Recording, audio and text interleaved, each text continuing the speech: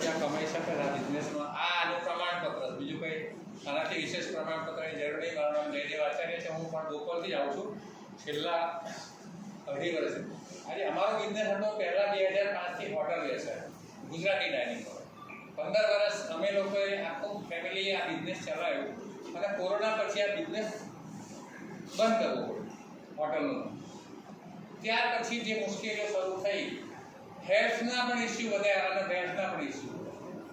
અને એવા સમયમાં આવી પ્રોડક્ટ અને આવો પ્લાન જ્યારે સાંભળવામાં આવ્યો ત્યારે પહેલાં નવાઈ લાગતી હતી કે આવું બધું સાચી વાત હશે, શું માત્ર સુવાથી બધા રોગો જતા ને એ વાત સાચી હશે? કારણ કે એના પહેલાં કદી આવું સાંભળેલું.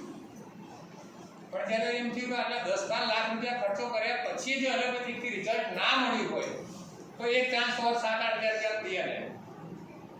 અને 8,000 રૂપિયાની એક પ્રોડક્ટ લીધા પછી મારા વાઈફને જેટલા રિઝલ્ટ મળ્યા એટલે મારા ખ્યાલથી દુનિયા કોઈ નહીં મળે.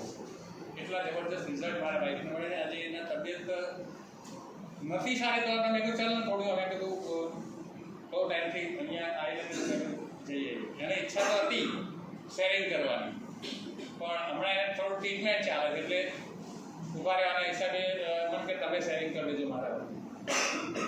તો એને એક્સિડેન્ટલી ડાબા સાઈડમાં બધા ફ્રેક્ચર થયેલા અને બધા સળિયા નાખેલા. અને આ જે બોલ કપ આવે ને, કપ શું કહેવાય, ઘોડો કે ને ઘોડો આપણે ગુજરાતી, હા, એ પણ બદલેલો હતો.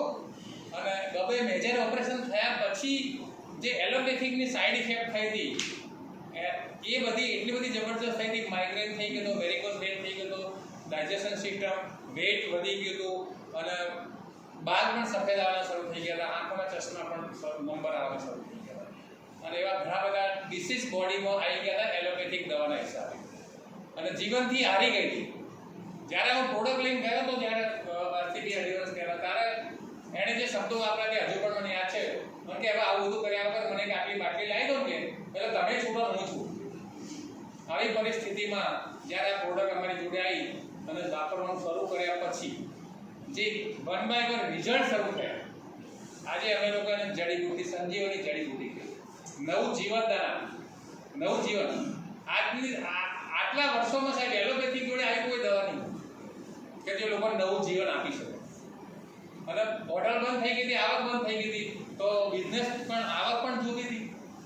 તો અમે બંને આખા ફેમિલી વિચાર કર્યો કે હવે આપણે હોટલ કરીને બહુ વર્ષ મહેનત કરી, મજૂરી કરી અને 15-20 વર્ષ મહેનત કર્યા પછી જો મહિને 50,000 રૂપિયા ના મળતા હોય તો એ મહેનત કરવાની કોઈ જરૂર નહીં. કારણ કે આપણી મોંઘવારીમાં 50,000નો કશું થતું.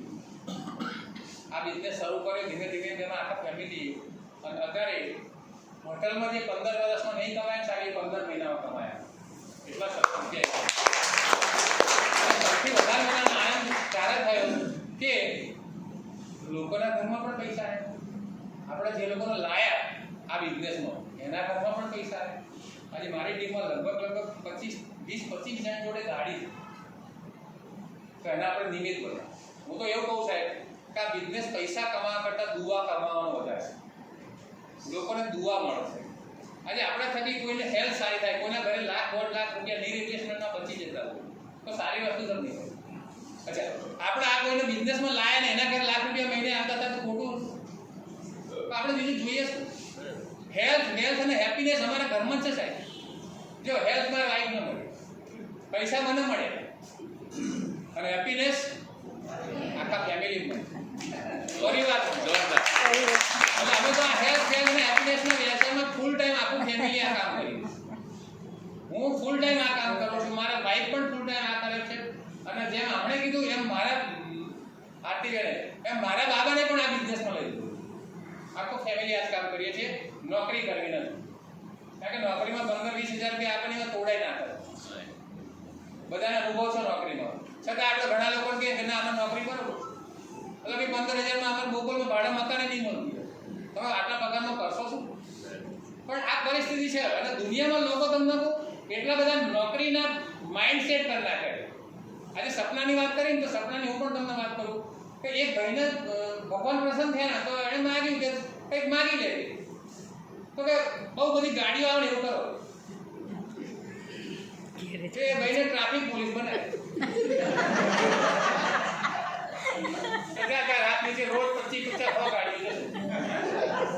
માગતા નહીં આવડતું સપનું શું કરવાનું? તો એવી જેમ જયભાઈએ માગ્યું કે મારા ઘરે મર્સિડીઝ જોઈએ, તો ભગવાને કથા સુધી કેટલા લોકોને મર્સિડીઝ જોઈએ તમારું? કથા. Thank you.